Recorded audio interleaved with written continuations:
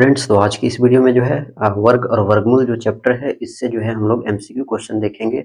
MCQ type से question जो है हर एक चैप्टर का, हर एक सब्जेक्ट का अपलोडेड किया जा रहा है, जाके देख सकते हैं। इससे पहले का जो चैप्टर है चैप्टर 1 उसका अपलोडेड है परिमेय संख्या का, आप जाके देख सकते हैं। प्लेलिस्ट बना हुआ है, मैथ, साइंस, इंग्लिश, हिंदी सबका अलग अलग प्लेलिस्ट है, वहाँ से आप देख सकते हैं। ठीक है, स्टार्ट करते हैं। स्टार्ट करने से पहले अच्छी बात है कि अगर आप ऑफलाइन पढ़ना चाहते हैं तो इस नंबर पर आप कांटेक्ट कर सकते हैं। इस नंबर पर कांटेक्ट करते ही आपको एड्रेस जो है बता दिए जाएंगे, अगर आप जो है पढ़ना चाहते हैं ऑफलाइन तो। ठीक है, ये जो नंबर है ये नंबर पर आपको जो है एड्रेस बता दिए जाएंगे। ठीक है, अगर आप ऑफलाइन पढ़ना चाहते हैं तो, अगर ऑनलाइन पढ़ना चाहते हैं तो ठीक है, इसी चैनल पर जो है हर एक सब्जेक्ट का, हर एक टॉपिक का जो है अपलोड किए जाएंगे। ठीक है, शुरुआत करते हैं।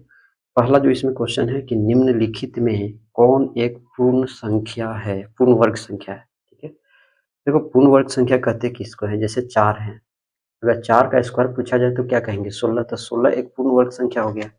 ठीक है, 16 क्या हो गया, एक पूर्ण वर्ग संख्या हो गया। अब बताओ अगर हम यहाँ पर लिखे हैं 27, तो क्या 27 को पूर्ण वर्ग संख्या कहेंगे, नहीं। क्यों, क्योंकि ये जो आता है वो 3 के पावर 3 आता है, तो ये घन हो गया। ठीक है, अगर हमको पूछा जाता 25 जो है वो पूर्ण वर्ग संख्या है, तो हाँ है, 5 का स्क्वायर हो जाता है, तो ये पूर्ण वर्ग संख्या है। तो पूछ रहा है कि कौन जो है पूर्ण वर्ग संख्या है। देखो 10 तो नहीं है, ठीक है, क्योंकि इसका स्क्वायर नहीं होगा। 1 होगा, क्योंकि 1 का स्क्वायर 1 होगा, और ये तो हो गया कंफर्म। अब बाकी जो 1000 है, तो बताओ 1000 को अगर हम 100 का अगर स्क्वायर कर दें तो 100 का स्क्वायर करने पर 4 गो जीरो आएगा। 4 गो जीरो है, किसी में नहीं है, मतलब कि जो है ऑप्शन ए सही है, क्योंकि 1 का अगर हम वर्क करेंगे ना तो एक ही रहेगा। ठीक है, उसके बाद अगला क्वेश्चन है कि एक पूर्ण वर्ग संख्या में इकाई के स्थान पर निम्न में कौन सा अंक हो सकता है। तो निम्न अंक जो होता है वो 2 होता है। ठीक है ना, वो क्या होता है, 2 होता है, तो ऑप्शन बी जो है इसमें क्या हो जाएगा, सही ऑप्शन हो जाएगा। ठीक है, अच्छा इसमें ध्यान देना थोड़ा सा, यहाँ पर पूछा है पूर्ण वर्ग संख्या में इकाई के स्थान पर निम्न में कौन सा अंक हो सकता है ना, तो इसमें जो होगा वो ऑप्शन ए नहीं होगा। ठीक है, ऑप्शन ए नहीं होगा, ऑप्शन सी होगा। ठीक है, ध्यान रखना। अगला क्वेश्चन जो है देख लेते हैं कि एक पूर्ण वर्ग संख्या में इकाई के स्थान पर निम्न में कौन सा अंक नहीं हो सकता है। तो वो जो अंक जो नहीं होगा ना, वो होगा ऑप्शन सी 8। ठीक है, अगला क्वेश्चन, निम्न में से कौन पूर्ण वर्ग संख्या, पूर्ण संख्या नहीं है। ठीक है, पूर्ण संख्या नहीं है, ये इनके हैं 4 ऑप्शंस।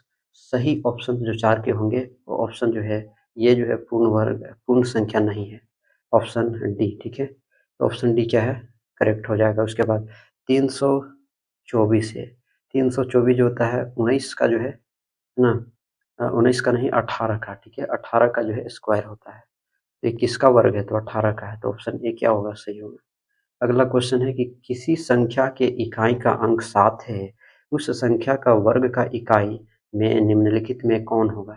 तो 7 है, तो 7 अगर हम 7 का स्क्वायर करते हैं तो 49 आता है, इकाई के स्थान पर कितना है, 9, तो ऑप्शन कौन सा होगा, सी जो है सही ऑप्शन होगा। अगला क्वेश्चन देख लेते हैं कि एक वर्गाकार कार्डबोर्ड का क्षेत्रफल कितना है, 196 वर्ग इकाई है। ठीक है, तो इस कार्डबोर्ड की प्रत्येक भुजा, भुजा पता करना है, तो देखो यहाँ पर वर्ग की बात की गई है, तो वर्ग का जो क्षेत्रफल होता है वो वर्ग का क्षेत्रफल होता है भुजा गुने भुजा, क्या होता है, भुजा गुने भुजा।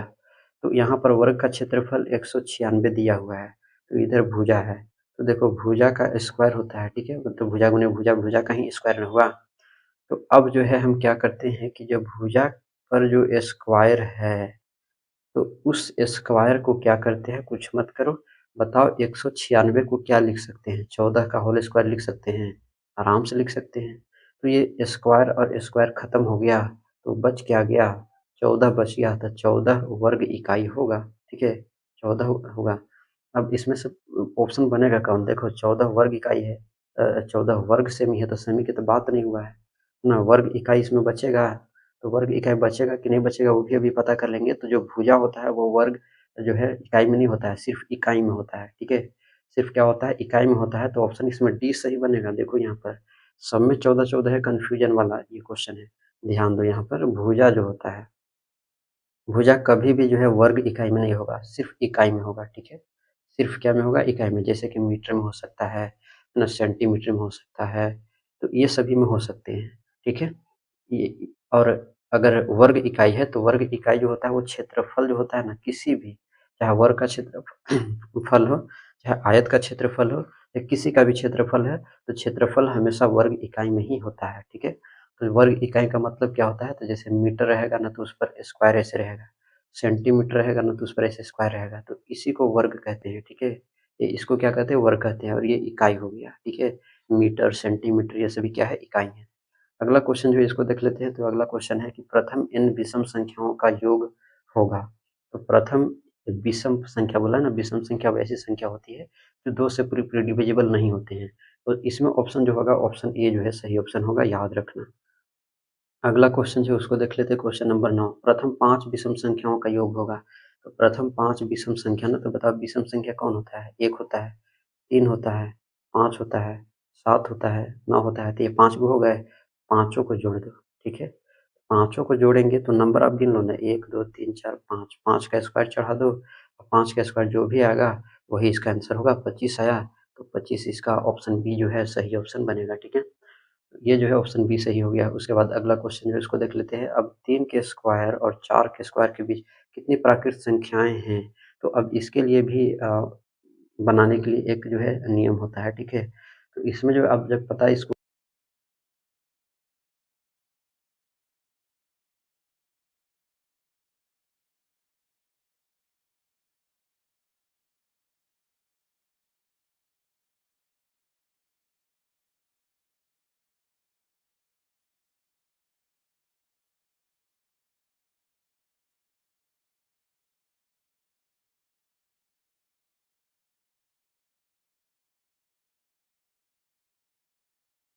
तो वर्ग के इकाई के अंक 1 पूछा है, तो एक इकाई किसका आता है, 9 का आता है, लास्ट में 9 देखो किसका है, तो 29 में है। तो 29 मतलब ऑप्शन सी जो है वो क्या हो जाएगा, करेक्ट ऑप्शन हो जाएगा, ठीक है। ऑप्शन क्या हो जाएगा, करेक्ट ऑप्शन 12 का क्या हो जाएगा, सी। अगला क्वेश्चन देख लेते हैं। 1000 के वर्ग में शून्यों की संख्या क्या हो जाएगी, तो गिन लो, 3 यहाँ है, फिर एक बार 3, तो 6, तो 6 ऑप्शन डी में है, तो ऑप्शन डी हो जाएगा। जैसे 10 रहेगा, अगर इसका पूछेगा शून्यकों की संख्या, तो एक तो अंदर है और एक और बढ़ जाएगा, ठीक है, मतलब डबल हो जाता है।